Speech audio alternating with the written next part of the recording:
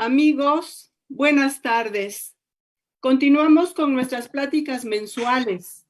En esta ocasión, el aula educativa de Amigos del Hígado, desde su perfil de Facebook Live y siguiendo nuestra labor altruista, ha preparado un programa muy interesante para vigilar nuestra salud hepática, ya que es un factor de riesgo cuando hay enfermedad crónico-degenerativas. El tema de hoy es el trasplante de hígado, riesgos y beneficios, tan lejos y tan cerca. Para ello tenemos el honor de tener como invitada a la doctora Alma Laura Ladrón de Guevara, acompañada por dos médicos también especialistas, gastroenteróloga, quien está a cargo del Departamento de Trasplantes en el Hospital 20 de Noviembre ISSSTE, y nos hablará sobre este tema. Al final, daremos un espacio para aclarar dudas y responder sus preguntas, las cuales coordina el doctor Jorge Luis Po, quien es internista, hepatólogo clínico y director médico de Amigo, también de la Clínica RMD, Ciudad de México. Pues le cedo la palabra al doctor Jorge Luis Po, quien nos hará favor de ampliar la presentación. Por favor, doctor Po. Gracias, querida Hortensia, y buenas tardes a todos nuestros amigos del hígado que nos acompañan hoy, este segundo miércoles de Aula Educativa Amigo. La verdad, un gran gusto tener a la doctora Laura Ladrón de Guevara y al doctor Carlos Loera, que nos acompañan el día de hoy. Yo, siguiendo un poco la tradición de otras sesiones, más que yo volver a presentar, yo le diría a Laura, aparte de ser amiga profesional de la gastro y de la hepatología, y muy activa en nuestros congresos y reuniones académicas de la hepatología, Laura, que nos platicaras, ¿tú por qué decidiste ser hepatóloga? ¿Por qué no cardióloga o nefróloga? Bueno, te voy a comentar que casi en el hospital me dicen que soy la nefrohepatóloga, porque el hígado y el riñón van juntos, es lo que yo siempre digo.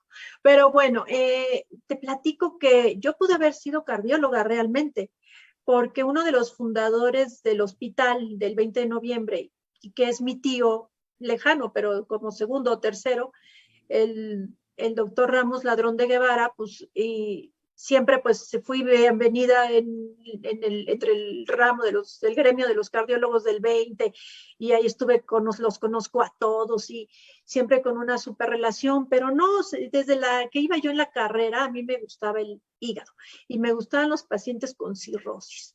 Y yo me acuerdo muy bien cuando el doctor Guevara me llevó a ver a la primera paciente con encefalopatía y me dijo, mira, te voy a enseñar la rueda dentada, tac, tac, tac, ¿no? Y yo ahí quedé, wow, es que esto está padrísimo, ¿no? Dije, pobre paciente, ¿verdad? Pero en la realidad ahí fue cuando surgió mi amor por la hepatología, y pues la hepatología viene dentro de la gastroenterología. Bueno, dermatóloga no iba a ser, O sea, por favor, ginecóloga tampoco. Son muy bonitas especialidades, pero no van conmigo. Y pues tuve la fortuna de formarme en toda esta parte del hígado. Y luego cuando estuve allí en la división de trasplantes, que me tocó mucha relación con los nefrólogos, pues te das cuenta que realmente el riñón y el hígado van juntos. Y yo creo que también por eso los trasplantólogos de abdomen, pues tienen que ser de los dos órganos, porque de veras, que van juntos los dos órganos. Y bueno, y regresando a esta parte del trasplante, bueno, uno vas conociendo toda la disciplina de la hepatología y luego dices, bueno, pero ¿y qué pasa, no, con la cirrosis? O sea, es como una falla terminal, pero ¿qué hay más de eso, no? Entonces, bueno, esto les voy a contar una anécdota muy chistosa, pero así es lo más raro del mundo, que hace muchos años, cuando yo era niña, tenía como 8 años, estaba en Mérida. Mis abuelos vivían en una casa muy antigua, ¿no? Y estaba con mi prima, y entonces nos estábamos meciendo en unas hamacas, pues ahí en Yucatán es muy común las hamacas y pues los niños nos encantan las hamacas porque son como columpios gigantes, ¿no? Entonces, platicaba yo con mi prima, que es más o menos de mi misma edad, mi prima Gabriela Vargas, y yo le decía, no, yo cuando crezca, yo quiero ser antropóloga y arqueóloga y sí, es lo más raro, ¿eh? Y entonces ella me decía, pues ¿sabes qué? Yo quiero ser médico y quiero ser transplantóloga. Y me hablaba sobre los santos de los trasplantes, el San Damián y San Crispín, ¿no? Y que luego hablábamos sobre la capacidad regenerativa del hígado y que como Prometeo estaba encadenado y que le comían el hígado y regresaba, al día siguiente ya tenía el hígado de nuevo, ¿no?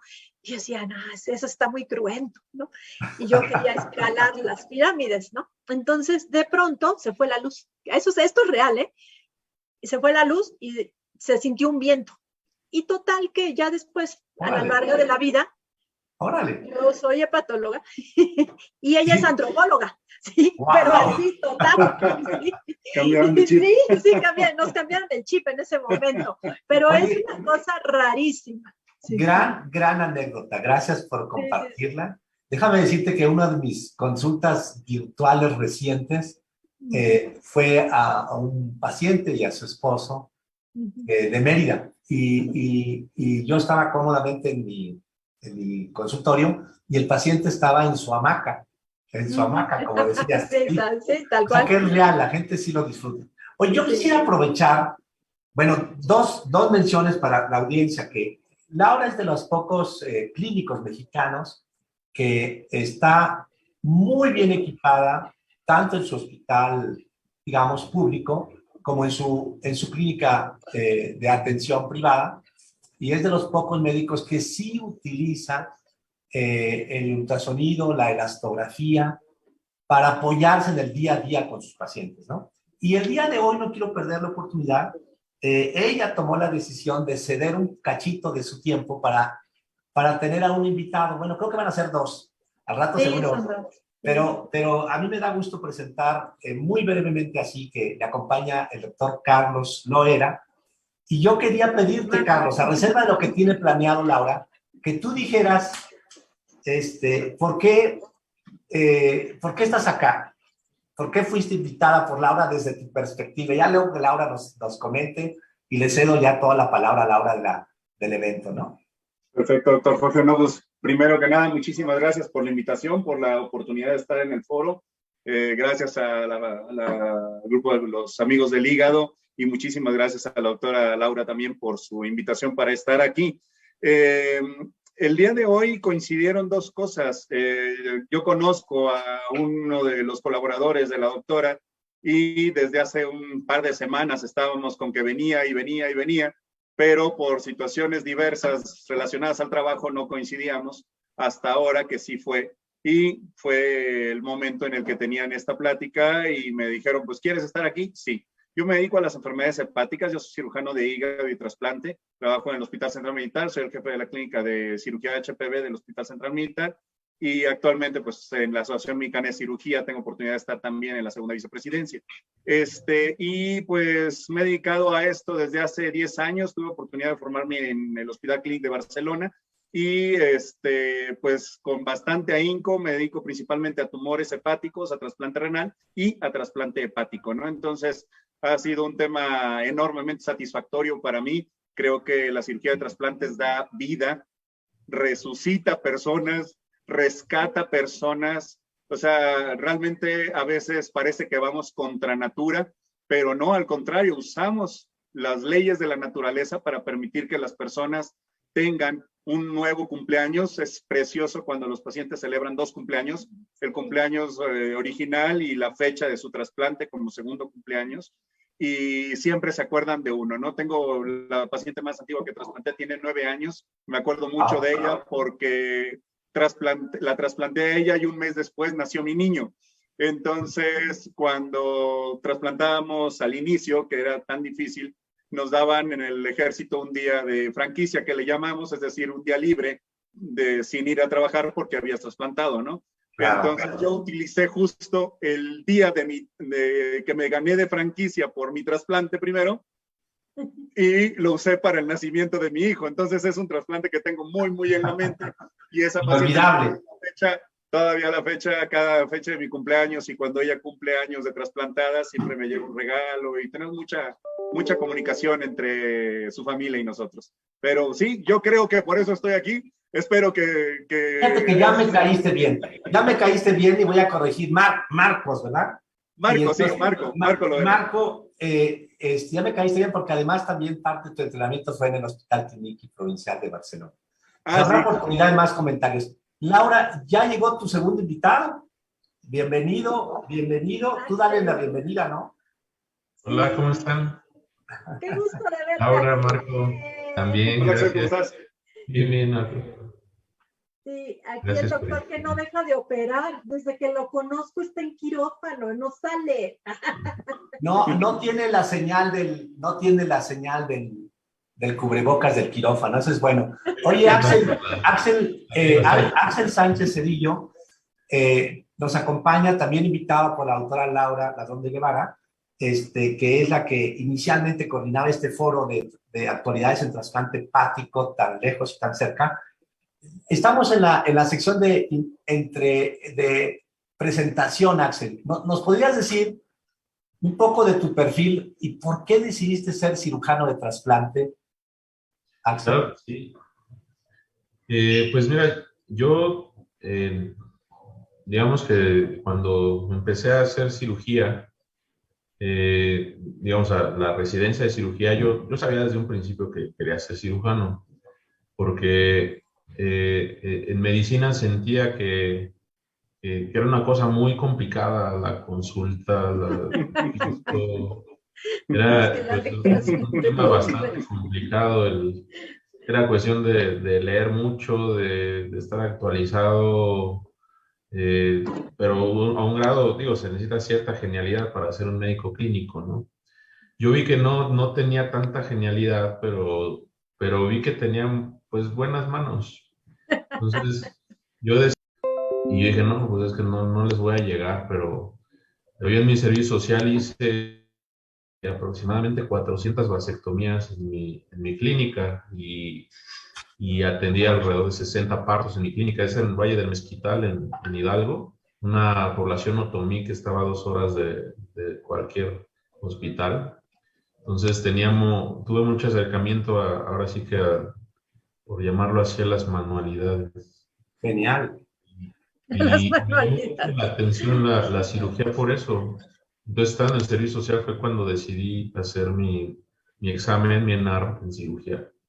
Y pues ya estando en cirugía, yo me formé en hospitales de la Secretaría de Salud del Distrito Federal, llamado departamento en aquel entonces, Departamento del Distrito Federal, en Joco, Balbuena, Villa.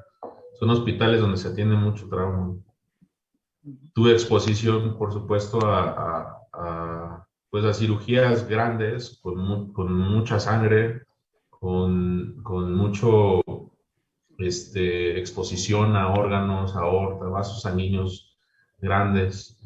Y tuve también acercamiento a algunas procuraciones multiorgánicas. Entonces, pues yo la verdad es que soy una persona que a mí me ha gustado mucho. Bueno, esta es otra historia aparte. Yo desde que estaba en la prepa tuve una gran inclinación por las ciencias exactas. Me gustan mucho las matemáticas, la física. De hecho, en la prepa yo y otro compañero tuvimos alguna buena experiencia en una olimpiada de matemáticas, con un buen aprovechamiento. Entonces yo quería ser físico incluso antes de escoger medicina. Pero ya una vez que entré a la residencia de cirugía, pues yo incluso pensé todavía en el servicio social, pues termino mi servicio social y me voy a física. Pues no, como me quedé en el ENARM, en la residencia, pues vámonos a hacer cirugía. Y en el R3 de cirugía dije, pues ahora es cuando voy a empezar mi carrera, y empecé física. Y estudié la carrera de física en la Facultad de Ciencias de la UNAM. Wow. No me titulé de físico, la verdad es que me faltaron créditos. Se llegó después de la residencia, pues todavía lo seguí, lo seguí, pero haciendo extraordinarios. La verdad es que hay chavos muy talentosos también, muy jóvenes en las matemáticas, en la física, y pues otra vez nuevamente me sentí mal porque dije, no, pues es que yo tampoco, ¿no? Pues estos chavos la hacen muchísimo. Pero algo me gustó mucho de haber compartido aulas con la física es que nosotros en medicina tenemos un grado de incertidumbre enorme que no se pueden permitir ellos, ¿no? O sea, un 5% de incertidumbre es una cosa tremenda para cualquier físico. Y bueno, ¿y cómo tomas las decisiones con un 5% de incertidumbre, ¿no? No podríamos, imagínate, un 0.001 de error en un cálculo en física, pues es igual o sea, que no estás diciendo la verdad, ¿no? Entonces, y como precisamente yo andaba en el R3 ya en las primeras materias de física, las demostraciones, el cálculo diferencial, pues empecé a darme cuenta de ese grado de incertidumbre y dije, peor tantito, o sea, no va a poder ser clínico, no me va a dar, ¿no? O sea, no, yo creo que se necesita saber muchísimo para poder ser un médico clínico y dije, bueno, pues la cirugía la verdad es que se acerca más a lo que a mí me gusta, la física, la mecánica, y pues dentro de esto, precisamente en historia en filosofía de la ciencia, de la Facultad de Ciencias, pues veíamos muchas cosas y uno de mis grandes ídolos pues ha sido Einstein toda la vida, ¿no? Por su manera de pensar, por su manera de ver las matemáticas y de ir más allá. Y pues sí, efectivamente el reduccionismo hipocrático en algún momento estuvo en alguno de las pláticas que dio Einstein, ¿no? Digamos, el reduccionismo de Galeno, ¿no? De Humani Corporis Fabrica, es una máquina el cuerpo. Entonces, pues se conjuntó en mi R3, R4, que estuve terminando cirugía y haciendo ya los primeros ciclos de física. Y pues tomé tuve la idea, la intención de que me iba a dedicar toda mi vida a cambiar refacciones humanas. La máquina y que iba a tratar en algún momento, y bueno, Laura lo conoce bien, me vio estar haciendo ahí organitos chiquitos, porque yo dije, bueno, hay que usar refacciones usadas ahorita, pero yo quiero en algún momento hacer una refacción nueva. ¿Por qué? Porque pues, va a ser más fácil ir a comprarla, ¿no? En alguna fábrica que estar esperando a que alguien deje de usarlas, ¿no? Para poder usarlo. Entonces, pues ahí fue literalmente donde dije, pues los trasplantes son lo mío, porque o sea, hay que seguir usando esas refacciones para que le den más vida a más personas y los dejen funcionar. Pues ahí es donde hiciste el switch de la residencia de cirugía a la residencia de trasplante hepático, ¿no? Exactamente, trasplante de órganos abdominales en general. Yo estuve en nutrición, tuve un paso corto como cirujano, aproximadamente 4 meses estuve en el 20 de noviembre y de ahí me fui a nutrición. Ah, sí, es que él estuvo primero como residente de nosotros en el 20. ¿Ah, sí? Y yo le dije, no, vete de aquí porque está horrible. Pues ya no aceptó Josefina Alberú. Qué bien. Sí. hice trasplantes aquí renal y después me fui un ratito con Moreno a Madrid el 12 de octubre. Regresé, hice mi maestría y empecé mi doctorado en nutrición. Y cuando estaba precisamente en la maestría, fue que tuve esa estancia allá en Madrid, donde donde tuve mucho de mi adiestramiento en trasplante de hígado. Pero pues fue realmente ya cuando regresé aquí, que Mario Vilatova ahí en nutrición, pues dijo, pues quédate aquí, vamos a ver cómo cómo funcionas. Y ahí fue donde de 2013 a 2016 más o menos estuve en el grupo de trasplantes. Afortunadamente nos fue bien. Una etapa dorada, de mucho Ahí fue auge, donde el trasplante, la mejor. yo digo, y yo a todos les digo que yo soy cirujano de trasplantes hecho en México, porque en Madrid la verdad es que fui y aprendí muchísimas cosas, pero tienes así que poco juego, ¿no? Poca este, exposición directa, pero aquí en México este, tuve la oportunidad de participar pues, con Mario, con un gran cirujano, aprenderle mucho. Y pues ahí fue donde empecé mi práctica en trasplante hepático. Ya renal lo traía ya avanzado, pero hígado todavía faltaba. Voy a aprovechar para hacerte 2, 3 preguntas para que podamos entrar en materia, pero no te las contestes ahora, porque sé que tiene un plan Laura, que era, sé que en cirugía son importantes las horas de vuelo. Entonces yo luego te diría como que en esa etapa que estuviste en Nutri, como de cuántos trasplantes estuviste involucrado de hígado, en tu etapa del 20 de noviembre, como cuántos trasplantes estuviste involucrado, y ahora en tu etapa del Hospital General de México a cargo de la unidad de trasplante hepático, ¿cómo ha sido tu experiencia? ¿No? Pero lo dejo en el pandero, si no te importa, Axel, y para que vean que se va a poner bueno. Y platícanos, Laura, ¿cuál es tu plan del foro del día de hoy? Bueno, mi plan es que los pacientes, bueno, teniendo aquí a estos, así voy a poner así, estos dos cirujanos, pues que compartamos con las personas del público, iba a decir pacientes, pero puede ser que no sean pacientes, ¿verdad? Que ellos nos digan qué quieren saber, ¿sí? Porque para nosotros sería muy fácil, ponemos unas diapositivas y decimos cualquier cosa, ¿no? Cosas que no sabemos de memoria, ¿sí? Pero, por ejemplo, una de las cosas que me gusta decir del trasplante hepático, bueno, es que es una actividad interdisciplinaria. O sea, es importante que haya cirujanos porque si no, no se opera, pero también es importante el anestesiólogo, es importante el intensivista, es importante el gastrohepatólogo que se está haciendo cargo de preparar al paciente para que el resultado quirúrgico sea el mejor, ¿no? O si es una urgencia, pues, o una necesidad súper importante, pues también tener al paciente en las mejores condiciones. Entonces, que nos den esas preguntas, qué a ellos les motiva, qué a ellos, qué dudas tienen, ¿no? Para ya empezar. Tengo la primera pregunta. Ok, perfecto. Ya tengo la primera pregunta. Es de Carlos Estrada y dice, buenas tardes, mi hija, su hijita tiene 2 años de edad, nació ya con el hígado cirrótico, secundario a 13 vías biliares.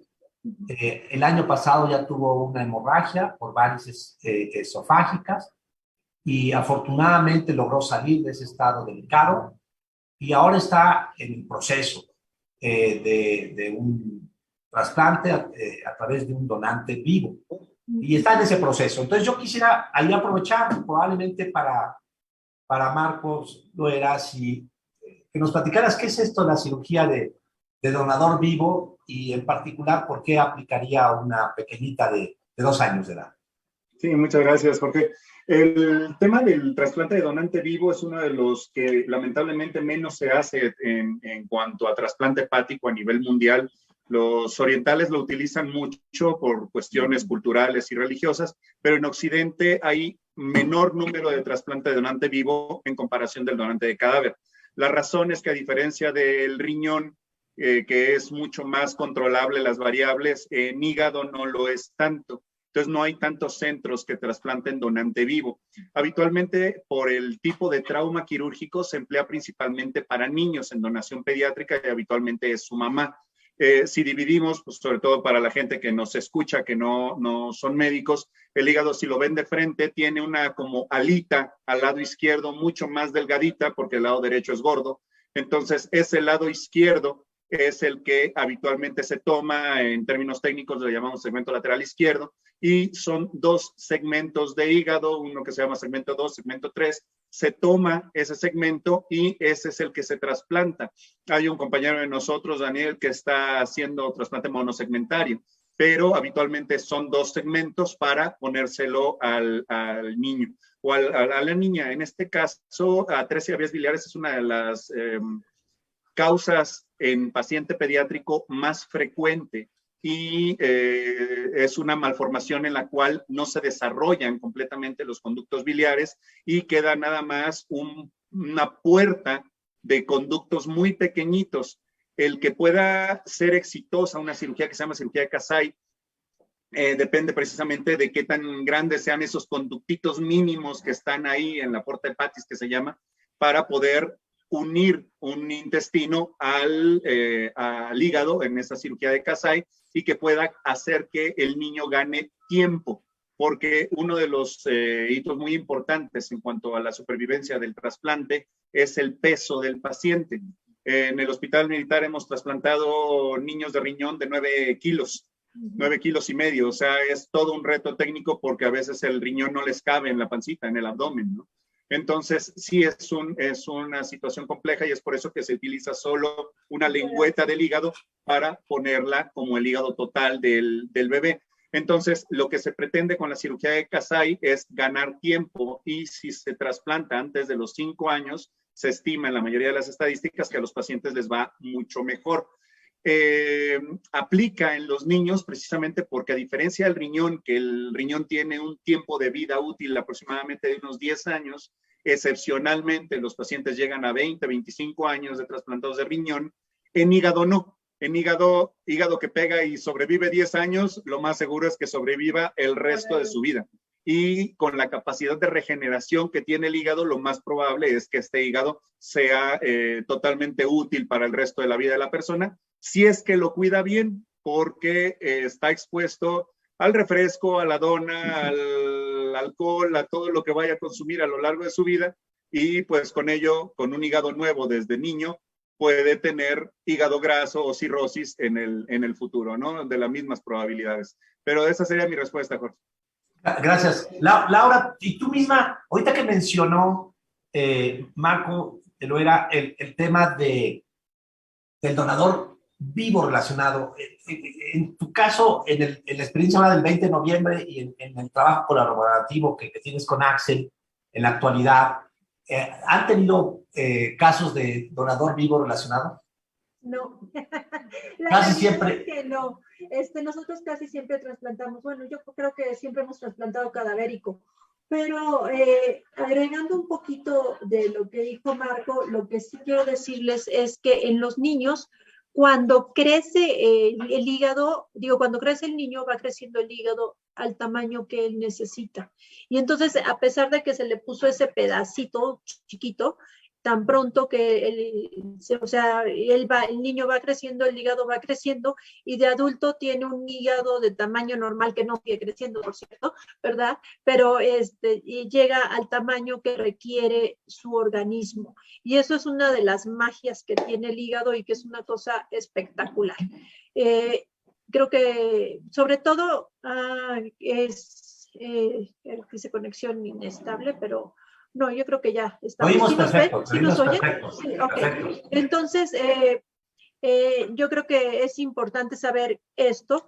Inclusive hay casos en que se hace lo que se llama el quimerismo, en que el niño adopta también el hígado, sobre todo que viene de su mamá, que ya los requerimientos de inmunosupresión son muy pequeños, ¿sí? Hay veces que se pueden, sobre todo en España, que esto es donde más se ha visto, es que se pueden quedar sin medicamentos inmunosupresores, cosa que no estoy recomendando, siempre hay que tomar su medicamento inmunosupresor. Entonces, pero sí llega ese momento. Yo tengo un pacientito por ahí que lo trasplantaron en Francia como a los menos de 6 meses de nacido porque tenía una enfermedad mitocondrial, que es una cosa muy rara, y aquí el que le donó fue su papá, porque su mamá era la que heredaba la enfermedad mitocondrial.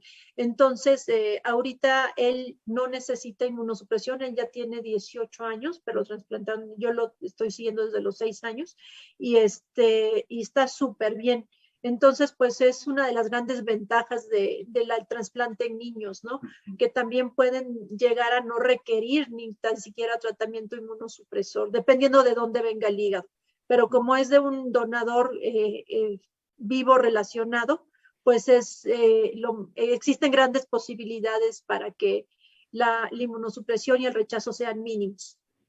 Perfecto, gracias Laura. Para Axel, en el programa de trasplante hepático de nutrición, pues en realidad no hay niños tan pequeñitos y claro, hay expertos en el tema de trasplantes, pero te digo, en el Hospital General actualmente incluyen en los programas a niños, o es el programa, el que tienes de la unidad de trasplante es un programa solo de adultos, y segundo, si tienes experiencia en trasplante de donador vivo relacionado.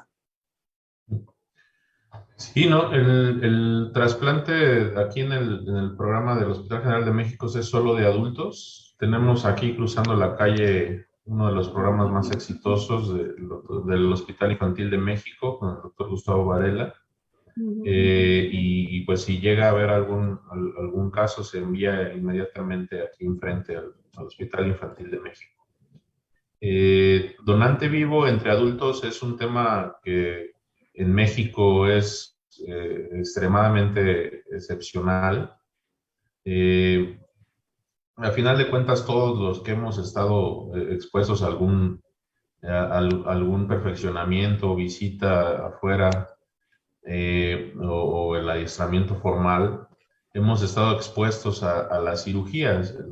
En otros centros es más común, en otros países es más común tener la opción del donante vivo, sobre todo cuando de repente hemos tenido la oportunidad de visitar algunos países orientales, donde digamos que la donación de personas fallecidas por razones culturales va un poquito más ligado el concepto de la muerte a la parada cardíaca que a la muerte cerebral por el tema del funcionamiento del corazón. Entonces hay muy poca oferta de donante fallecido en países de culturas orientales. Ahí se practica mucho el donante vivo entre adultos. Aquí en México lo hemos complicado, hemos platicado eso en muchos foros aquí, compañeros. El trasplante de donante vivo entre adultos, lo consideramos una opción, por supuesto, pero que en este momento no debería ser digamos, una alternativa de primera línea o que se tome la decisión de hacerlo en principal una decisión. Entre adulto y niño sí es una cirugía recomendada, incluso por la seguridad de la cirugía del papá, la compatibilidad de la mamá, ya que son segmentos chiquitos los que se utilizan, ¿no? En el caso de adultos en México vamos a tener un camino largo para recorrer porque somos un país con mucha obesidad, con mucho síndrome metabólico. Cuando hay que quitar un pedazo muy grande de hígado, el riesgo de que ese hígado remanente falle cuando tenemos infiltración grasa del hígado o cuando tenemos algún tema metabólico, pues es mucho mayor. Además de que se tiene que retirar un segmento que técnicamente es más riesgoso hacerlo. Y todavía nos falta caminar un buen tramo en el donante fallecido. Entonces, no hemos agotado nuestra capacidad de generar órganos de donantes que han perdido la vida. Y hacia allá tienen que ir nuestros esfuerzos. Creo que muchos expertos del tema hemos coincidido en reuniones científicas, académicas, que en México van para allá nuestros esfuerzos porque todavía tenemos un pool grande que aprovechar y que mejorar logísticas, muchas cosas. Es que sí, ¿qué hago de aquí? Sin duda, sin duda. Bien, entonces, como ven, el enfoque parecería ser más de donador cadavérico. Yo tengo algunas cifras interesantes que comentarles sobre esta situación compleja de esperar al donador cadavérico y ya tengo otras 5 preguntas. De manera que voy a irme a las preguntas de los pacientes. Okay. Daisy Braulio Ramírez dice, buenas tardes, mi esposo tiene 2 años diagnosticado con hepatitis autoinmune. Gracias a Dios ha aceptado muy bien su tratamiento, pero sé que en algún momento necesitará un trasplante. Y la pregunta es, ¿cuáles son las tasas de éxito con un donador cadavérico y cuánto tiempo más de vida podría tener gracias a un trasplante? Sí. Hepatitis autoinmune. Por favor, adelante, Marco. Muchas gracias, Jorge. Sí, la pregunta es muy interesante porque da pie a hacer entender que una cosa es hepatitis y otra cosa es cirrosis.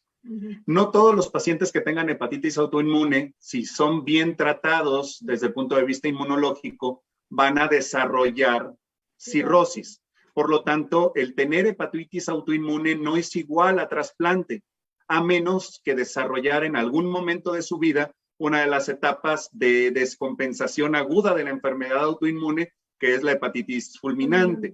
Pero si no ocurre eso, que también es excepcional y es muy poco frecuente, la mayoría de los pacientes con hepatitis autoinmune pueden controlarse actualmente con toda la serie de inmunosupresores y todos los inmunomoduladores que hay para mantener la enfermedad dormida. Si son capaces de dormir al lupus, que no se duerma la hepatitis autoinmune. O sea, si se detecta a tiempo, es factible mantener la enfermedad dormida un rato.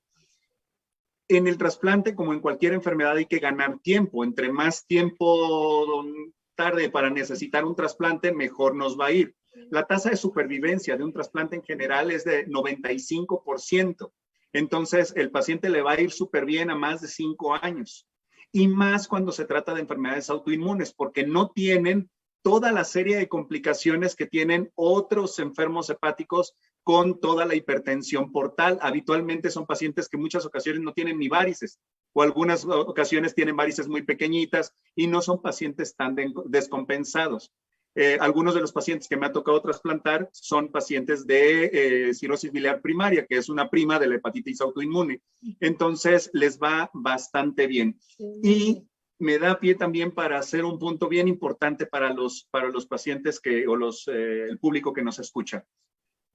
Trasplante es una de las alternativas de tratamiento sustitutivo de la enfermedad cuando ya el órgano ya no funciona. Pero cambia una condición de enfermedad por otra. Porque si consideramos que una paciente sana no necesita medicamento ni cuidados especiales, pues a ver, perdón, el cirrótico o el hepatitis autoinmune necesita medicamentos y cuidados especiales. El trasplantado necesita medicamentos y cuidados especiales de por vida.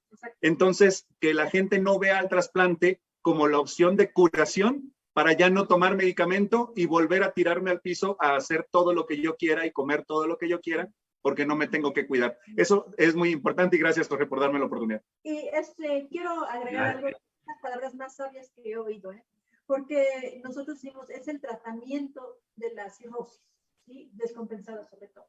Pero eso no significa que no van a tener un tratamiento y a largo plazo. El hígado trasplantado va a durar lo que dure, o sea, como dice Marco, si ya duró 5 años, si ya duró 1 año, yo les digo, ya duró casi para siempre, ¿no?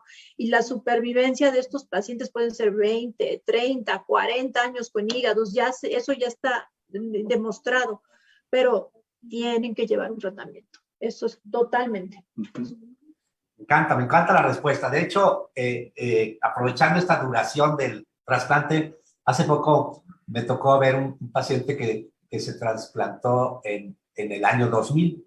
Está muy bien, está muy estable. Digo, aquí en México me refiero porque yo sé que a nivel internacional hay gente con mayor duración de órganos. Y qué bueno de la pregunta que hizo Daisy, porque en efecto, piensen que a veces la cirrosis compensada, la que está muy bien compensada, una persona puede permanecer estable por más de 10 años, algunos 20 años, a pesar de que tengan la cirrosis, ¿eh?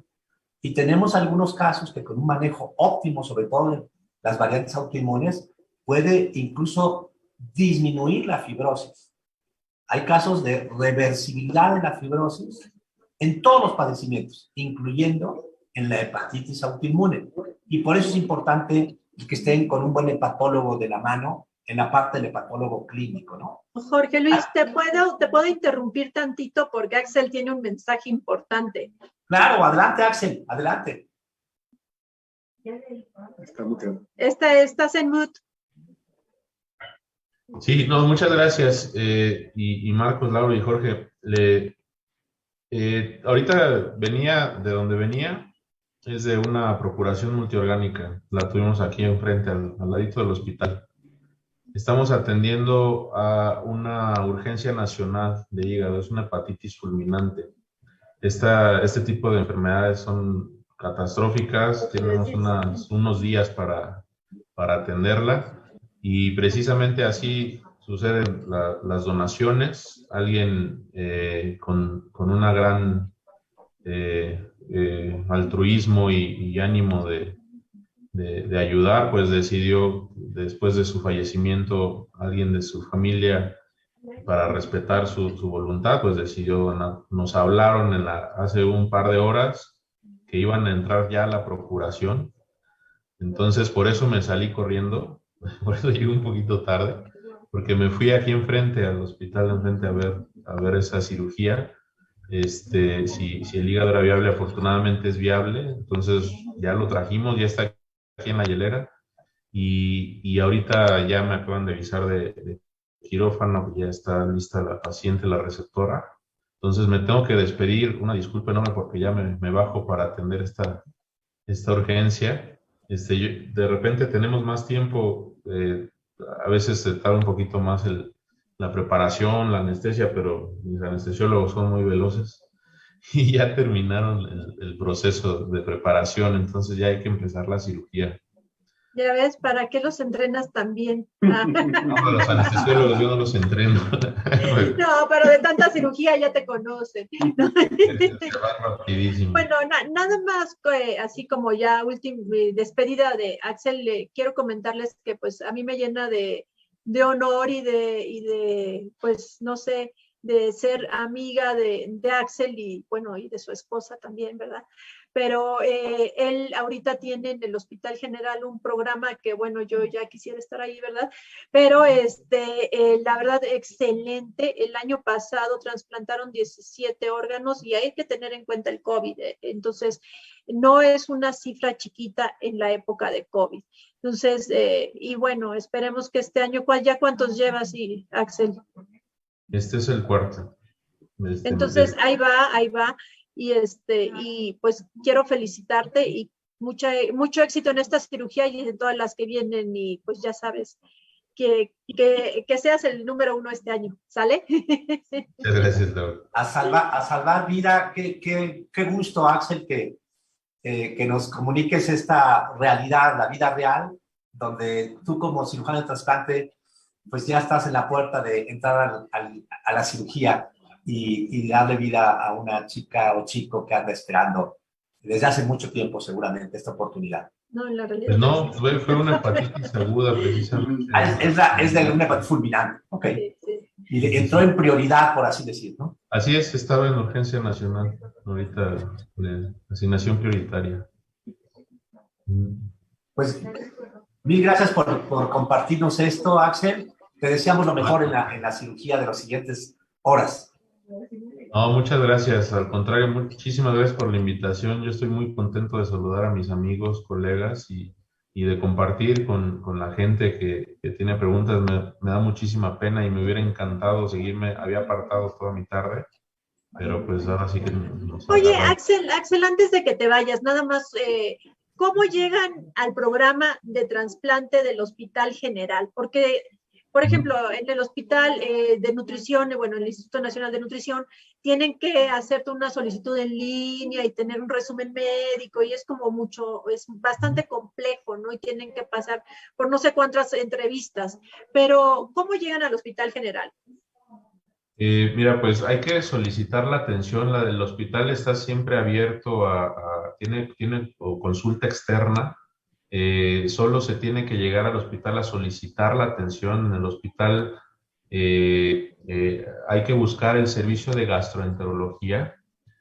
De todas maneras, si ustedes tienen la oportunidad de comunicarse a un teléfono que les puedo dejar, que es el 55 36 44 51 40. En ese teléfono es posible, bueno, dejan ya sea un mensaje o por llamada y les podemos dar las instrucciones para que accedan a una consulta, una preconsulta en el Hospital General de México. La preconsulta es muy rápida y se puede valorar en la primera preconsulta si son candidatos a beneficiarse del programa de trasplantes del Hospital General de México. Ok, perfecto. ¿Y cuál es el tiempo de espera ahí en tu hospital? Promedio. Ahorita el tiempo de espera promedio es entre 1 y 3 meses aproximadamente. Súper bien. Bueno, pues córrele a operar, córrele a operar. A operar. O sea que la lista de espera no es muy larga actualmente. O sea, quiere decir que el número de sujetos que tienen ya en lista de espera, que han pasado el comité de trasplante, no es muy largo. No, tenemos una lista de espera corta, mucho movimiento. La verdad es que afortunadamente hemos tenido, como les digo, hay donación, hay donantes en México, no lo suficientes, por supuesto, tenemos unas de las tasas más bajitas de donación, pero con eso, los programas que tenemos activos, podemos ofrecerles a los pacientes un trasplante a la brevedad. También nosotros intentamos mantener las listas de espera. Los pacientes más graves van ingresando inicialmente y pues tienen un acceso más rápido, ¿no?, al trasplante. Y sí, nuestra lista de espera es muy cortita. Hoy, por ejemplo, tenemos 4 pacientes en lista de espera. Bien, ok. Pues genial. Mil gracias. Ya te invitaremos de nuevo a que nos compartas toda tu experiencia. Seguro, muchísimas gracias. Y aún así teníamos como 3 meses. Un abrazo a todos. Súper bien. Bueno, bye. Nos vemos, Axel. Cuídate, bye. Éxito. Éxito. Yo quiero aprovechar que mientras que se va Axel, una pregunta de Carlos González, yo que más dirigida a ti, Laura. Dice, buenas tardes, felicidades por el programa. En mayo del año pasado me puse la primera dosis de la vacuna COVID y en junio me hicieron un trasplante hepático en La Raza, por la que ya no me apliqué la segunda dosis. Que vaya ahorita. ¿Cuánto tiempo debo esperar después del trasplante para vacunarme? ¿Y tendría que ser otra vez la primera dosis o qué hago? Pues no, o sea, esta sería su segunda dosis, pero no tiene que esperarse ni un día. O sea, ya tiene que irse a vacunar a la velocidad de rayo, ¿sí? Y se puede, y 3, 4 meses después se puede poner la siguiente dosis sin ningún problema. De hecho, no está contraindicada la vacunación en los pacientes de trasplante. Al revés, nosotros queremos que todos se vacunen, ¿sí? Pues es muy importante vacunarse contra el COVID.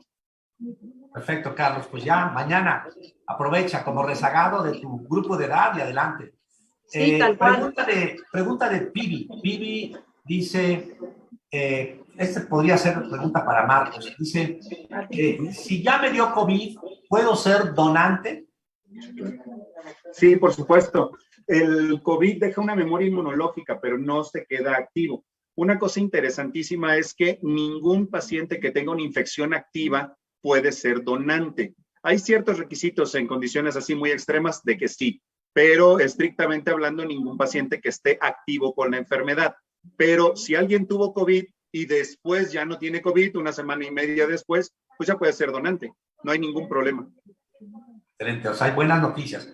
Lolis Meneses dice, doctor Po, ¿cuánto cuesta el tratamiento que se debe seguir después del trasplante hepático? Más bien te la paso, Laura. ¿Cuánto cuesta usualmente el promedio, el tratamiento mensual para que se animen de las medicinas?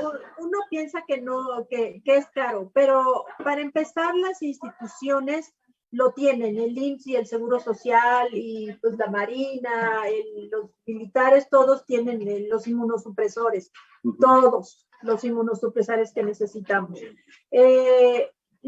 Siguiente, por ejemplo, los pacientes que no tienen una derechohabiencia. El medicamento genérico cuesta alrededor como de 500 pesos la caja, entonces pues era el tacrolimus, y la prednisona es realmente muy barata. Yo creo que esa costará como, no sé, unos 50, 60 pesos la prednisona genérica. No tienen que ser medicamentos de patente, pueden ser genéricos. En las instituciones utilizamos genéricos y les va bastante bien. Entonces, pues yo les diría, todo depende en qué farmacia lo vayan a comprar, pero por ejemplo, la del patronato del Hospital General de México, más o menos la caja de tacrolimus cuesta entre 200 y 500 pesos, más o menos. Marco, más o menos que sepas. Sí, si se utilizan medicamentos genéricos intercambiables, el precio es muy bajo. Si se utilizan medicamentos de patente, el costo total de todos los medicamentos, incluyendo tacrolimus, si le dejan prednisona o algunos que puedan necesitar miclofenolato, puede estar alrededor de 10,000 o 15,000 pesos mensuales, más o menos. Pero como bien dice la doctora Laura, la mayoría de los trasplantes no se hacen en privado, se hacen en institución, para lo cual el seguimiento post siempre es cubierto por las instituciones, en la mayoría de los casos. Sí, yo les ampliaría que uno de los requisitos de alguna manera en los comités de trasplantes es que haya una evaluación socioeconómica, no solo por el tema de poder tener el dinero para cubrirlo, sino por el tema de tener los apoyos necesarios. Uno de los pacientes de Amigos del Hígado, Oscar Ortiz Ocampo, Oscar ha estado llevando una base de datos que publicamos en el portal de Amigos del Hígado que se llama de farmacoeconomía, y aparecen allí el costo de los medicamentos inmunosupresores en por lo menos 5 farmacias de México, ¿no? Desde luego que el costo puede ser mayor si son de medicamentos de patente, pero les diría que en Canadá, en Francia, en España, por supuesto, más del 80 o 90% de la población utiliza genéricos. De manera que es válido utilizar genéricos, tienen que estar en contacto obviamente con su médico tratante, y esto puede ser accesible. Hay que tomar en cuenta en medicina privada que además de los medicamentos, hay ciertos gastos adicionales, desde, bueno, los honorarios del médico en su consulta, los estudios de laboratorio, que sí nos guiamos por estudios de laboratorio el primer año cada mes, y además estudios de gabinete, que básicamente es el ultrasonido Doppler, que nos permite ver que todo vaya bien. Y en algunos pacientes en particular, pues se requieren endoscopías, sobre todo para ver cómo quedó la vía biliar o si se requiere apoyo en ese sitio. De manera que sí es un tema importante a tomar en cuenta lo del costo, pero es algo alcanzable si se organiza bien, ¿no? Pero obviamente vamos a poner luego los teléfonos de la doctora Laura, los teléfonos del doctor Marcos Loera, para que alguno quiera saber detalles más exactos, se puedan comunicar con ellos, ¿no? Lolis es la que le conté. Andrés Gómez León dice, buenas noches a todos. Dice, tal vez no sea mucho el tema, pero he leído que la cirrosis es reversible. Ok, no esperaba esta pregunta. La pregunta va un poquito de Eddie Reyes, para Laura. ¿Cuáles son las contraindicaciones del trasplante hepático?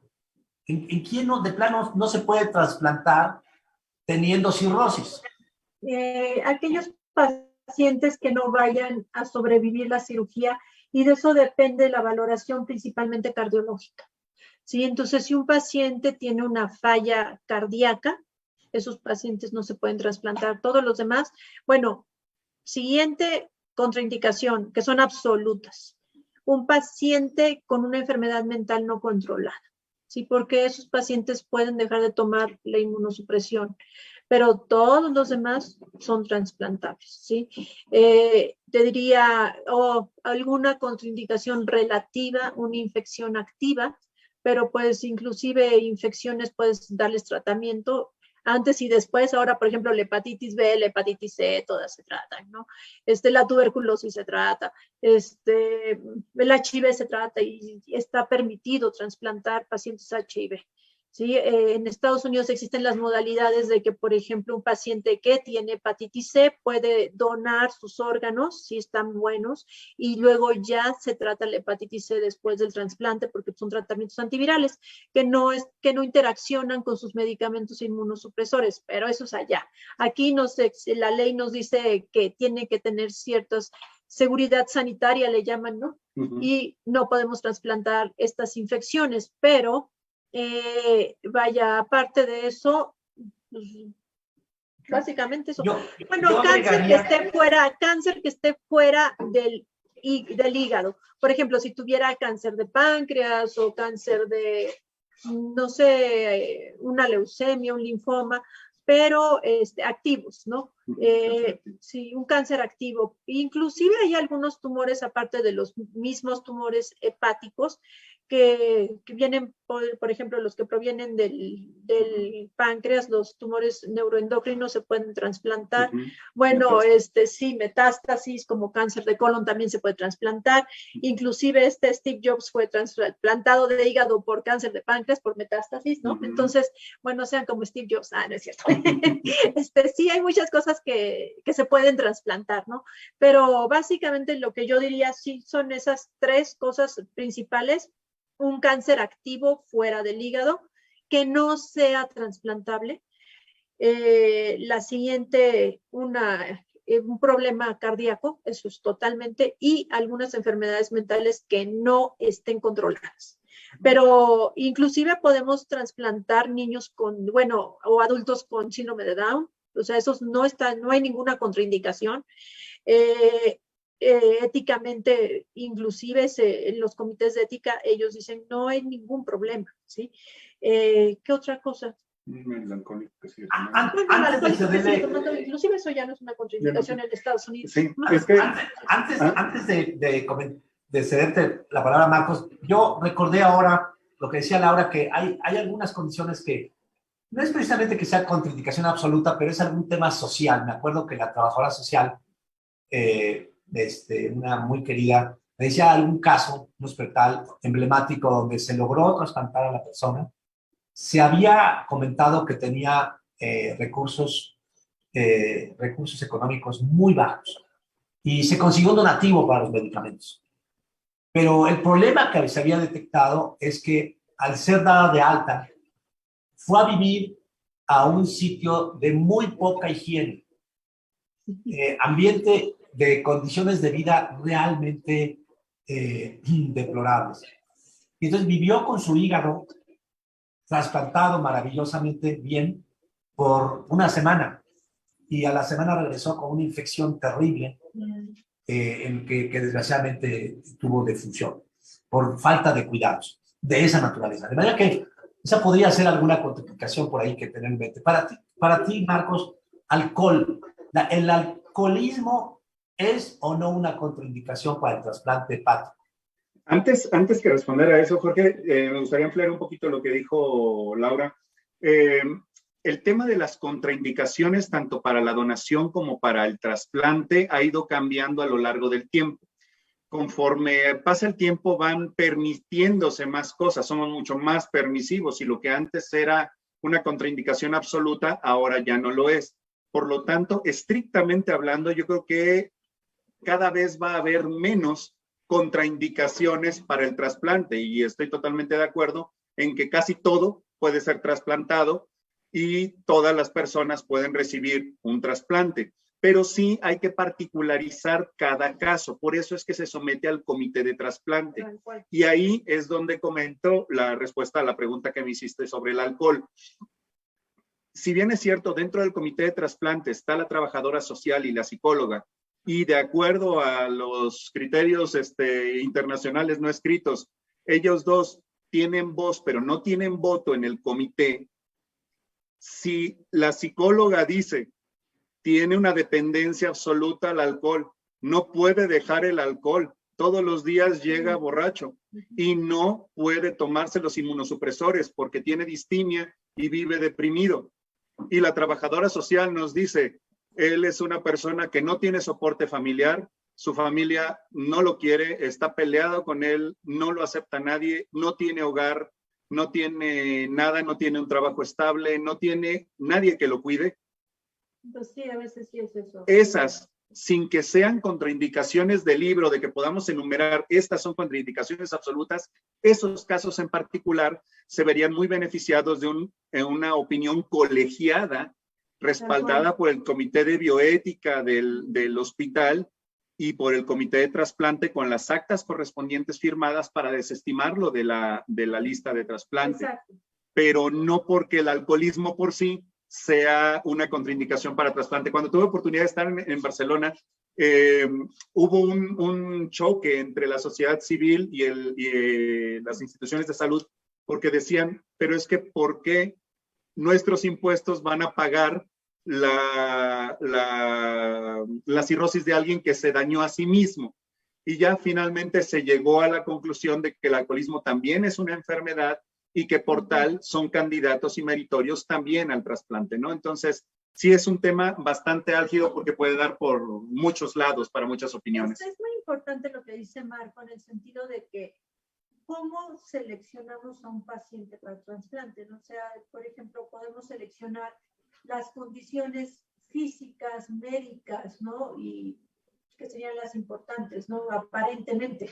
Pero, ¿cómo decimos este paciente sí se va a trasplantar? No lo dice un médico, lo dice precisamente el comité, que es un cuerpo colegiado que preside el director del hospital o quien él designe, pero casi siempre es el presidente, el director del hospital.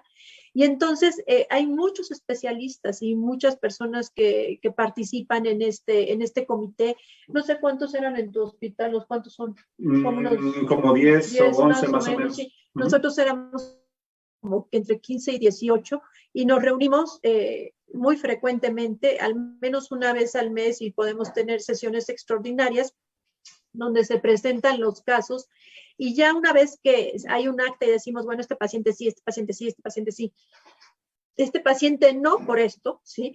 Entonces ya es como nosotros les decimos a los pacientes, si se aceptó su caso o no se aceptó, pero no es por un solo médico, inclusive la ley así lo prevé.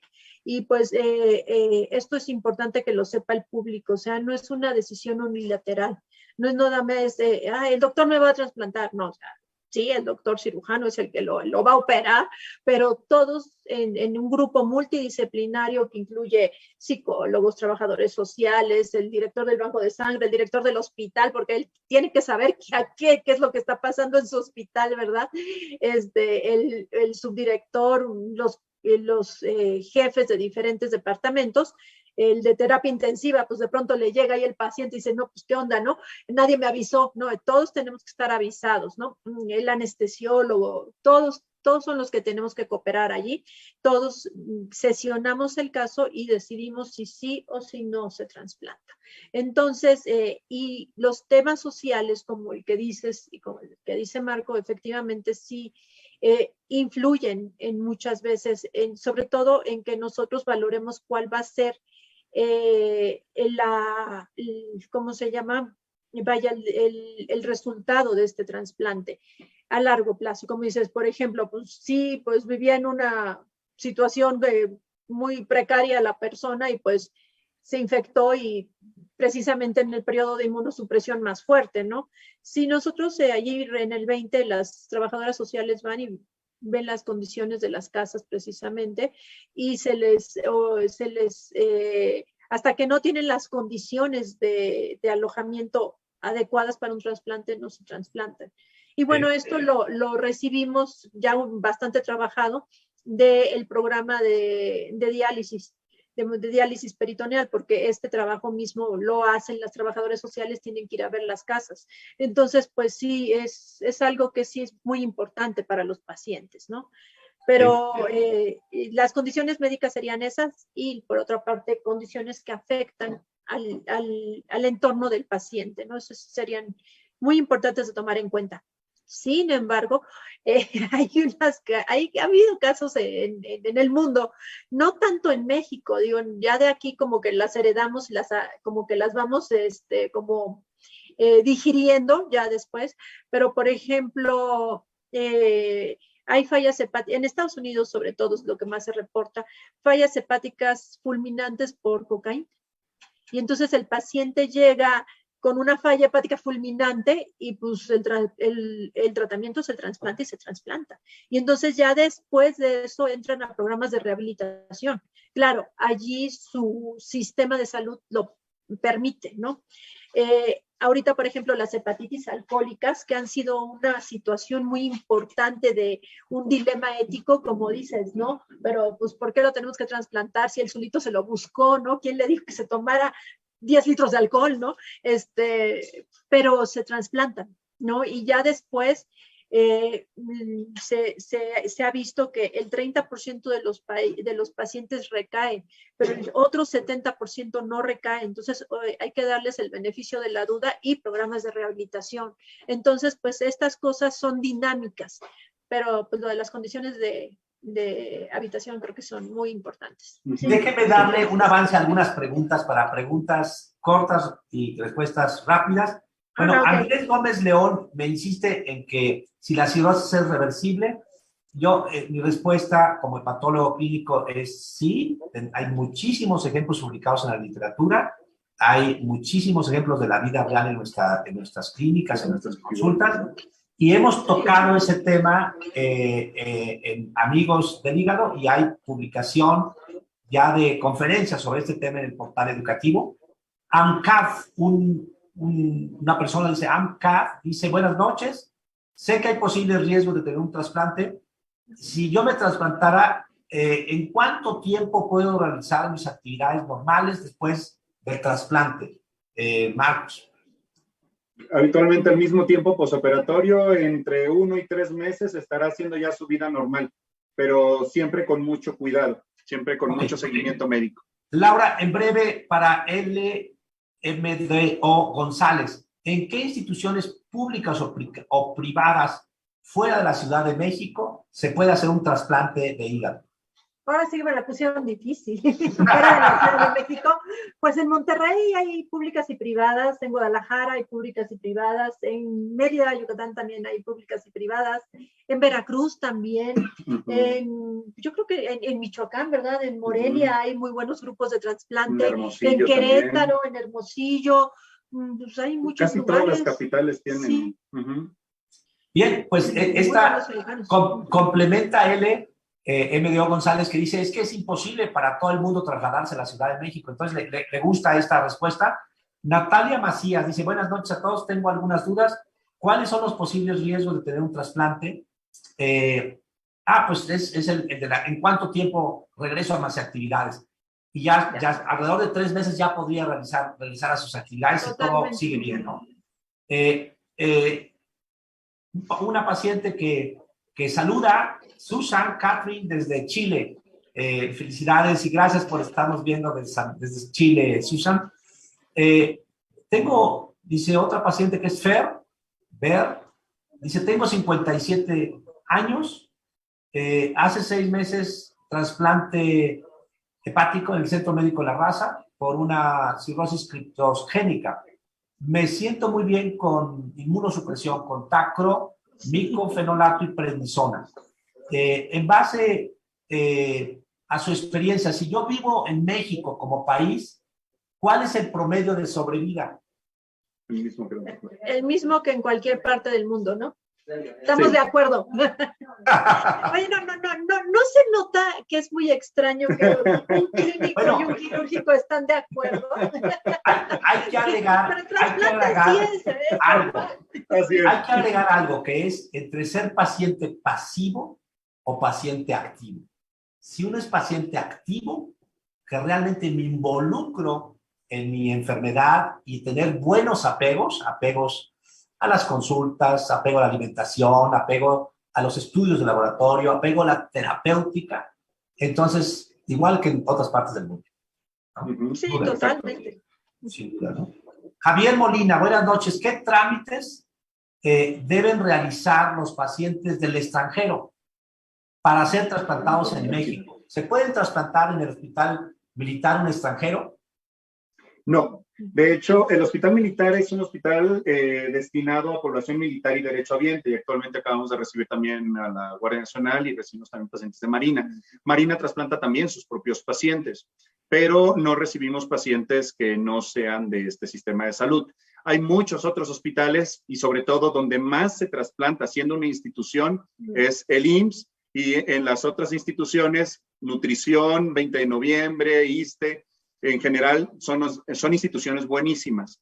Los trámites pues varían en cada una, pero en cuanto a pacientes extranjeros, hay un grupo de lineamientos internacionales que se conocen dentro de la Declaración de Estambul y otras cosas para evitar el tráfico de órganos y para evitar el turismo de trasplante, porque se puede dar el caso de que en mi país en las listas de espera pues son enormes y a mí me urge ya, por lo tanto busco otro país en donde se trasplante poquito, pago mucho dinero y ahí voy y me trasplanto de un donante de cadáver. Eso no se puede hacer. Se tiene que demostrar de acuerdo a la ley que al menos, que sí radica en México y que al menos lleva más de 6 meses viviendo en México para poder acceder a un programa de trasplante. Sí, nosotros allá en el 20 les pedíamos el FM2 y trasplantamos como 2 o 3 personas extranjeras que sí eran residentes. No está contraindicado en personas residentes, pero como dice Marco, tiene que ser, es una cuestión de mucha labilidad, cuestión legal. Sí, no nos quieran poner, por favor, en problemas, que somos poquitos, y sí, peor sí, así, ¿no? Tú, en tu caso, Marcos, tú también haces cirugía de trasplante fuera del contexto de institución pública, me refiero a un hospital privado. En tu caso, si hubiera un paciente que requiere un trasplante siendo extranjero y que tuviera la opción de un donador vivo relacionado, ¿podría ser una opción para una persona como él? Así es, totalmente. Si es un paciente que tenga un donante vivo y que sea relacionado, entonces la ley no lo prohíbe, puede trasplantarse porque prácticamente trae a su donante, ¿sí? Pero donde está limitado desde el punto de vista legal es para la donación cadavérica. Perfecto. Pero en donante vivo sí se puede. Okay. Paola Perea está en Mazatlán. Ella tiene enfermedad multiquística, hepática y renal. La función de su hígado es función grado A. Su único problema es que el hígado realmente es un hígado masivo, es enorme y le dificulta mucho dormir. Originalmente dormía del lado izquierdo y dormía muy bien, pero ahora ya le cuesta mucho trabajo. El lado derecho no lo tolera y dormir boca arriba es muy incómodo. Y bueno, lleva pues ya varios años con esto. Actualmente tiene 45 años de edad. ¿En ella podría trasplantarse del hígado?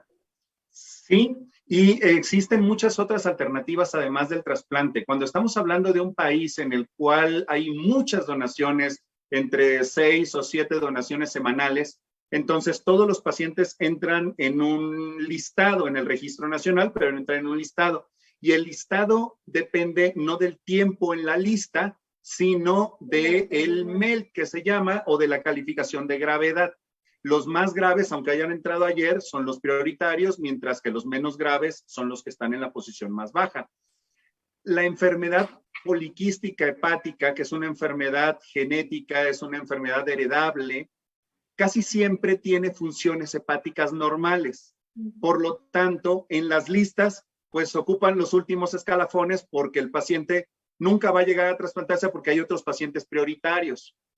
En este sentido, el paciente que tiene enfermedad poliquística y que es autosómica recesiva y que también tiene daño a nivel renal, entonces a lo mejor primero se trasplanta del riñón antes que necesitar el trasplante del hígado. Pero sí se da el caso en que finalmente el órgano llegue. Pero como es esta condición médica aunada a una situación particular que tiene Latinoamérica, en donde, bueno, no todo Latinoamérica, Argentina y Uruguay tienen tasas altas de donación, pero México particularmente, con una tasa de entre 3 y 4 donantes por millón de habitantes, en un centro de población cerrada podría haber muy pocas donaciones. Y si en esas donaciones se destinan al paciente con enfermedad poliquística, lo más seguro es que los centros grandes no quieran posicionarlo en la primera posición porque hay otro que está mucho más grave, ¿no? Todo esto para poner en contexto la respuesta.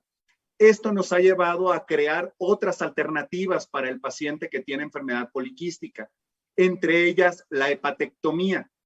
En pacientes que tienen hígados muy grandes y que son hígados de dimensiones que ya ocluyen a los otros órganos o que ya no dejan dormir al paciente, podemos hacer hepatectomías.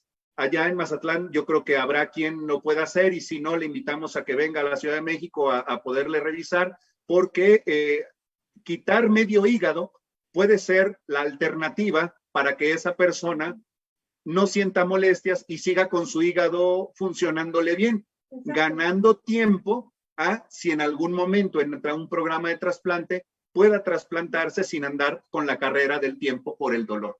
Excelente. Yo creo que agradecerá mucho, Paula, la pregunta. Para Laura, Ben Namar y también Javier Molina, quieren saber cuánto cuesta un trasplante. Pues, Bueno, me refiero, yo creo que es el escenario privado, yo creo que a eso me refiero. el escenario privado es realmente caro.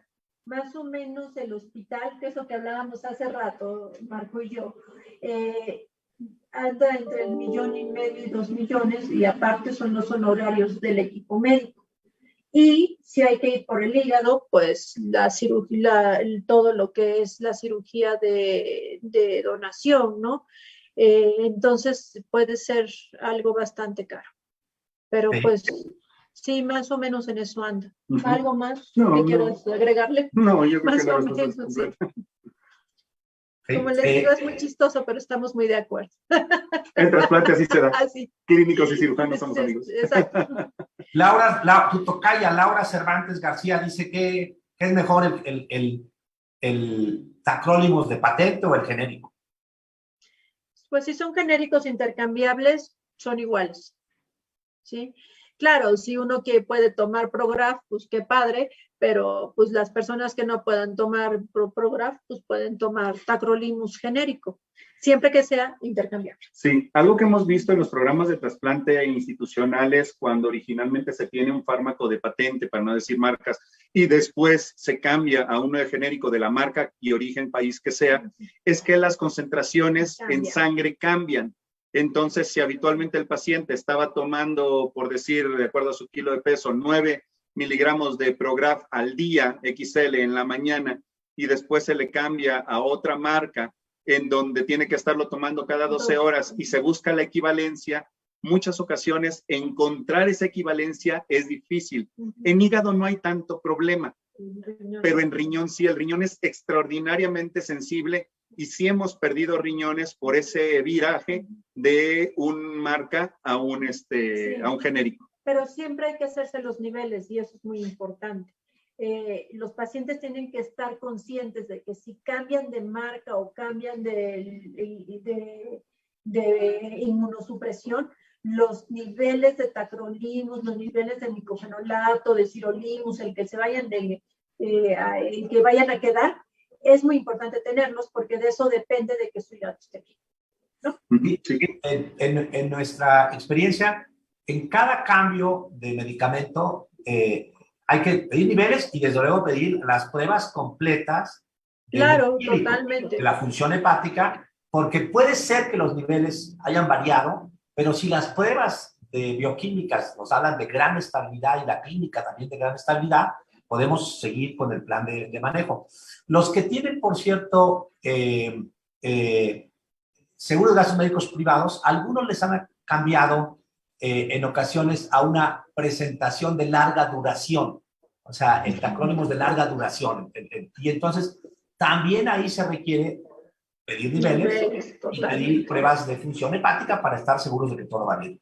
Carolina Foster dice, ¿en qué tiempo en una cirrosis se pasa de la etapa compensada a la descompensada y en qué tiempo alguien que está en cirrosis descompensada requiere un trasplante hepático? Bueno, si está en cirrosis descompensada, requiere el trasplante hepático. ¿no? Porque pues pasa al Child B. Entonces el Child B o MEL de 14 puntos o más es la indicación de trasplante. El tiempo es variable dependiendo de la enfermedad. Eso realmente así lo es. Pero pues más o menos se considera que la cirrosis compensada, el Child A dura entre 5 a 8, 9, a veces ya hasta 10 años. Pero pues nunca sabemos cuándo comenzó, porque nosotros lo diagnosticamos como cirrótico, ¿no? Y no sabemos cuándo comenzó y en qué año va, ¿no? Entonces, digamos, por eso es la variabilidad. Pero una vez que ya están en Child B, pues es que yo creo que la mejor idea es ir perfilando un trasplante. Sí, sí, totalmente de acuerdo. De acuerdo. Saludos desde Chiapas, de Mari Villa. Gracias, Mari, por estarnos viendo. ¿Qué trámites se deben realizar para poderse atender para un trasplante? Yo creo que un poco ya fue contestada. Oscar Ortiz Ocampo, que conoces, Laura, el trasplantado, Sí. Pregunta que, número uno, dice que se te extraña. Gracias, Yasmin. Te extraña mucho. Yo los Dice extraño también a todos. Dile. que ya cumple 5 años de trasplante hepático. Por cierto, va muy bien, Oscar. Pero tuvo hace 4 meses una fractura en el tobillo y Sí. fue operado del peroné y le colocaron una placa con 9 tornillos. Entonces, pues, experiencia, Marcos, dice, ¿esto podría provocarme un rechazo a largo tiempo? ¿Le debo quitar la placa a los tornillos o no hace falta?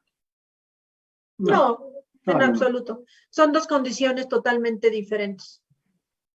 Perfecto, ya va a estar más tranquilo seguramente el buen Oscar. Bueno, por la polémica les voy a compartir algo de la pantalla. Creo que todos además pueden ver. Dice aquí, de acuerdo con cifras publicadas del Senatra, hasta septiembre de 2019, porque luego entró la pandemia del 2020 y ya los datos no se actualizaron de manera óptima, había 22,000 personas en espera de un órgano o tejido para poder ser trasplantados. Al parecer, diariamente se suman 2.7 mexicanos a las listas de espera, es decir, 1,000 pacientes por año, lo cual hay un incremento del 5% en la cifra de demanda de donadores cadavéricos. En cambio, los donadores cadavéricos solo crecen a un ritmo de 600 voluntarios anualmente. Y parece ser que estos voluntarios pues han disminuido en la etapa de la pandemia. De hecho, me incluyeron por aquí una gráfica muy interesante que ojalá y no sea cierta para el 2022. Así es la horrible esa de que estamos bajo. La posición en el mundo de donadores de órganos cadavéricos como país. El número 1 por aquí está Estados Unidos, España. Vean que por acá viene Portugal, la mitad de los Francia, Italia, Bélgica, Canadá, Uruguay. Pásale a la siguiente hoja y la siguiente, pasa ya, estamos hasta abajo. Uruguay, y creo que por acá en este registro está México en el allá abajo. penúltimo lugar de donación de órganos. Bueno, estamos arriba de Macedonia. Entonces, tal vez la inquietud aquí era de que realmente se requiere reforzar los programas de donación. Y ahí sí es es un compromiso de la sociedad. Promovamos más la donación. De hecho, hubo una entrevista al director de Senatra, hecha por Leonor Segura, que colabora con nosotros, y donde pues la meta importante es incentivar la donación. Y mucho el sentir es que depende de las familias, de los ciudadanos, de los pacientes. Pero tal vez la pregunta capciosa un poquito para ti, Marcos, con estas cifras, ¿no debería hacer más esfuerzo para los programas de donación de donante vivo? Porque se ve terrible el panorama con esperar donador cadavérico, con el gran número. Ahora le preguntaré a Laura, pero hablábamos hace rato que ya no son 30,000 defunciones por año por cirrosis, ya son 40,000. Entonces, Oye, 40,000 que fallecen por cirrosis, una buena parte, cada año. Pues una buena parte de ellos, sin duda, podrían ser Sí, trasplantados.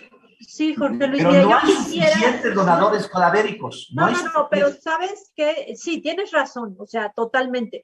Pero aquí, entonces, estamos ante esta situación. De veras que el trasplante es una de las especialidades médicas y quirúrgicas que tiene más crecimiento en el mundo, menos en México, ¿verdad?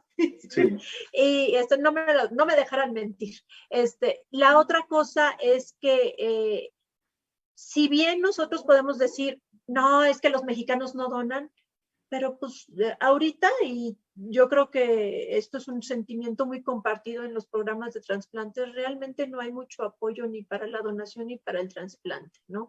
Y se requiere de, así como vieron que Axel, de que no, pues es que Axel llegó a las 8 de la mañana a su hospital y no tiene hora de salida, ¿no? Pero a él le pagan igual si hace una cirugía, hace 10 o no hace ninguna. Y sin embargo es uno de los médicos que está más involucrados, igual que Mario, igual que Marco, ¿no? En toda esta dinámica del trasplante. Es muy triste que, bueno, aparte los programas de donación, o sea, sí tenemos programas de donación, se hacen muchos esfuerzos, pero creo que se necesita más apoyo. A mí en este momento me queda claro que no es solamente el esfuerzo que hacemos el grupo interdisciplinario, porque ahí participan trabajadores sociales, médicos, enfermeras, psicólogos, todos los que son los coordinadores de donación, muchos que son pasantes, hay un programa muy bonito de los pasantes de medicina. Entonces, todo esto que se le cortaron ciertos fondos federales, pues, o sea, ¿cómo volverlo a retomar, no? Porque sí, eso es un sufrimiento para la sociedad. La sociedad debemos de hacer que nuestro gobierno impulse estos programas. Sí, Jorge. Me gustaría explicar un poquito la gráfica que pusiste porque es muy... ¿Cómo no? La vuelvo a poner, aquí va. Sí, muchas gracias. Es muy interesante y esto debe quedarle bien en claro a la gente que nos está viendo. Los dos que tienen las tasas de donación más altas, bordeando los 40 donantes por millón de habitantes, son Estados Unidos y España, porque España es, a través del doctor Mata Sanz, el creador de lo que se llama el modelo español.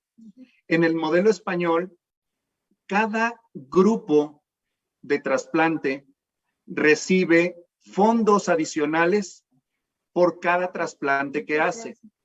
Cada hospital procurador o el hospital donde se genera el órgano recibe fondos adicionales y el hospital que trasplanta también, de tal manera que todos tienen un sueldo más o menos pequeño, pero por lo que hacen ganan bastante. Se les paga entonces por lo que hacen. Por la productividad, tanto institucional como, como privada, ¿no? El tema importante aquí es que en Estados Unidos, bueno, mejor dicho, siguiendo con España, España tiene una medicina socializada. Me tocó a mí trabajar con la ONT, la Organización Nacional de Trasplantes, que era la repartidora de los órganos. Y ahora te toca el órgano a ti. No, pero yo no quiero, no, pues ahora justifícame por qué no lo quieres. Te toca a ti y lo trasplantas, ¿no? Y así va. En Estados Unidos es todo, pero privado a través de las aseguradoras. Esos montón de trasplantes excluyen a otra mitad de población en Estados Unidos que no tiene seguridad social ni que no tiene los medios para trasplantarse. A diferencia de España, que es medicina socializada y estando legal ahí, tiene uno derecho a todo. En México ocurre algo muy particular. Cada institución, y eso pues no es de ahorita, eso data de muchísimo tiempo, cada institución maneja sus propios recursos y se manejan de una forma que no es el foro como para ventilarlo, pero hace incompatible la coordinación o el trabajo coordinado, de tal manera que el volumen de trasplante es casi por institución. Entonces, en una población controlada de 1 millón de habitantes, que es habitualmente lo que tendría Marina o lo que tiene el Ejército o lo que tiene el Seguro Social, que son millones de personas, 80 millones creo que tiene, una cosa así. 3 a 4 donantes por 1 millón de habitantes, pues va en proporción directa a cuántos derechohabientes tiene. Lo que quiere decir que si en ese año hubieron 5 donaciones, pero uno era obeso y tenía hígado graso, muy graso. El otro era A, el otro era O, el otro era B y el otro AB. Y el receptor estaba esperando un O. Pues nada más tuvo una donación, una oportunidad de donación en todo el año. O sea, es un asunto que trasciende a que haya un hepatóloga, un cirujano. Es que ya están los dos, ahora trasplanten un montón. No, espérate, es todo el apoyo institucional y la experiencia y el crecimiento institucional. Un hospital que empieza con un programa no puede agarrarse pacientes muy graves de MEL de 40 que se trasplantarían perfecto en Clinic, pero en un programa naciente no. Tiene que empezar con casos pequeñitos y la curva va a ir poco a poquito. Esto obviamente trasciende a una respuesta de cómo sumar donantes y cómo sumar trasplantes, porque es toda la mentalidad del país y es una responsabilidad compartida. Si todavía hay personas que no se han vacunado, exacto, ¿cómo van a aceptar donar? Yo veo que todavía hay preguntas, pero ya son las 8. Casi siempre tratamos de que a las 8 de la noche terminemos, porque todos hay que irnos a descansar. Pero yo quisiera pedirle a Laura que hiciera una reflexión final sobre la importancia del trasplante y también una reflexión final de parte de Marcos Loera, por favor. Muchas gracias. Bueno, gracias por esta oportunidad. La verdad es que el trasplante es una de las actividades que yo creo que como equipo multidisciplinario todos gozamos más, y darle la oportunidad a una persona para sobrevivir, para tener una nueva vida, porque es lo que tienen, es una nueva vida, es increíble. Que ojalá sumáramos esfuerzos entre todas las instituciones, eso sería lo mejor, y que tuviéramos el apoyo de las autoridades, porque es una pena de que la cirrosis, quitando al COVID, ¿verdad?, sigue siendo la 4ª causa de muerte en México, y eso se debe a nuestro componente genético, que es muy complicado. Entonces, esto no se va a quitar, pero sí podemos tener nuevas oportunidades con trasplante. Entonces, el trasplante debe de ser una de las, como en otros países, una de las terapias para la enfermedad hepática terminal, y debemos de poder alcanzar a la sociedad. Lo que hacemos ahorita no es suficiente, o sea, hacer 100 trasplantes al año en 40,000 personas, ahorita es como sacarse la lotería. Quien tiene un hígado, considera eso, se sacó la lotería en este país. Pero lo que quisiéramos todos es poder llegar a solucionar de una forma importante. En Estados Unidos se mueren la misma cantidad de mexicanos, de pacientes con enfermedad hepática, ¿sí? 40,000 al año, pero se trasplantan aproximadamente unos 10,000. Entonces allí que se trasplante el 25% sí hace un impacto como un tratamiento. Nosotros todavía no hacemos ese impacto. Sí. No, pues muchísimas gracias, Jorge, amigos del hígado, doctora Laura.